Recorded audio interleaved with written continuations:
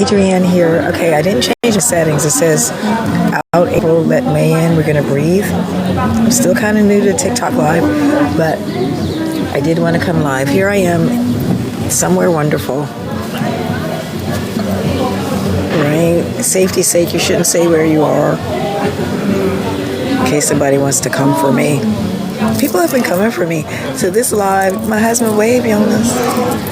There's my husband there, y'all. He took me to this wonderful place because I needed a vacation. Who doesn't need a vacation? But if you don't know, I'm in a what am I in? Season of mourning. We lost Daddy May 28th, 2021. 95, not over that, right? And then we lost Mommy December 28th. What's with the 28th of 2024?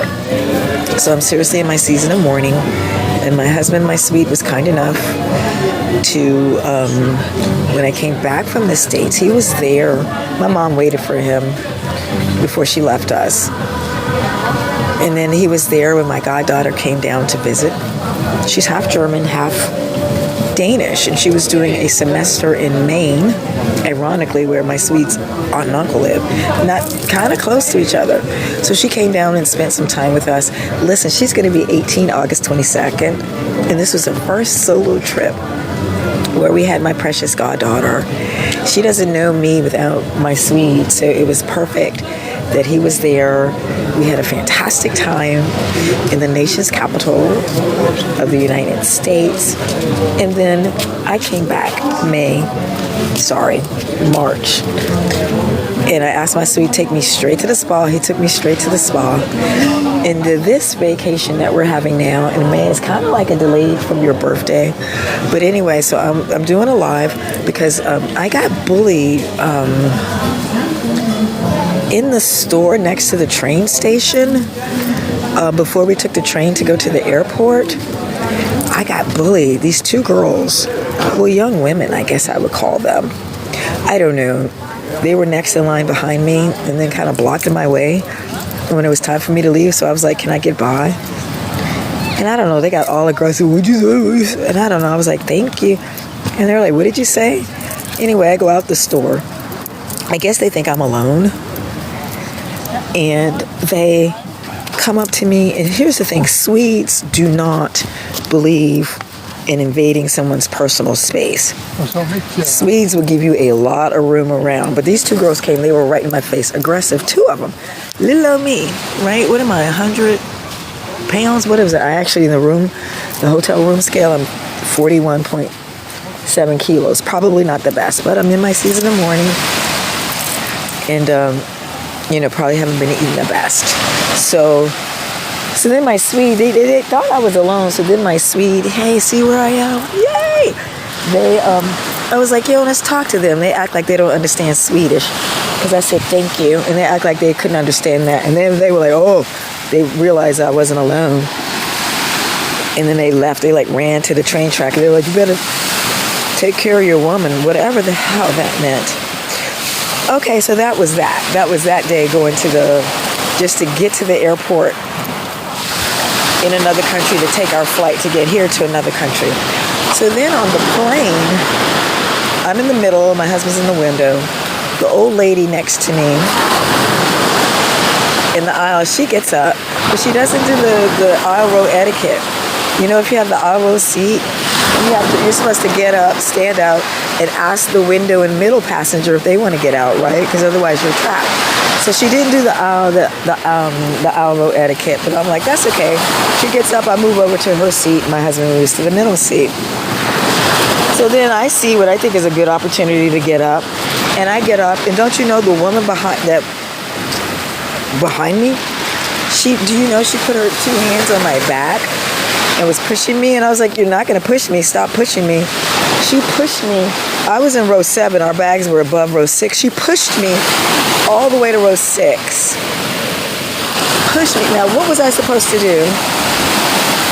If I would have pushed her back, how was that going to go down? If I would have screamed, how was that going to go down? I just kept saying, you're not going to push me, you're not going to push me. And she was pushing me. No one said anything, including my Swede. He said it all happened so fast.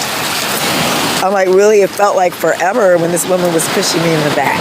So then when I reached Sweet, he said, it all happened so fast. I'm like, really, it felt like forever when this woman was pushing me in the back. So then when I reached up to get my bag, in his bag, because he has a bag, she went by, she was like, you were pushing me. So, right, I don't know what the big rush was because we deplaned and we all had to get into a bus to go to the terminal. So I told the flight, right, I don't know what the big rush was because we deplaned and we all had to get into a bus to go to the terminal. So I told the flight, that woman who just got out, she pushed me up the aisle, and the woman's eyes got like, so I emailed my tour company. Is it a tour company? Okay. Woo, I'm getting my feet wet. Okay, it's kind of cold. Kind of cold for me, but not in the Caribbean. I like Caribbean warm. And this is early May, so this is Mediterranean water. It will get warmer sooner. One tip, I think, all of a sudden I'm giving travel tips. I don't know if you can see, it's not so crowded. And I think we were told we're here like a week or two before high season. It's warm enough. I mean, I came from Scandinavia. It's warm enough for me.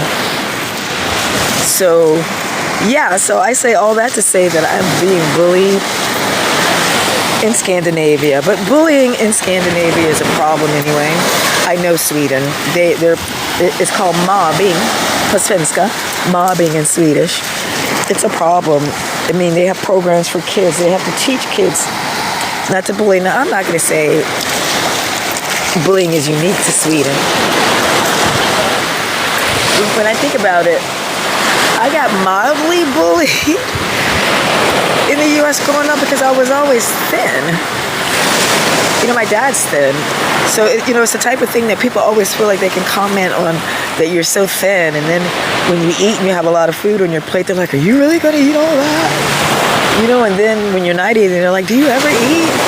It's like you can't win, but it's amazing. People feel as if they can comment on your precious body. So, in my season of grief, I could have punched that woman out, knocked her to the floor when she pushed me, but why would I do that, right? I'm not sure why she felt as if she had to push me. So we're going to be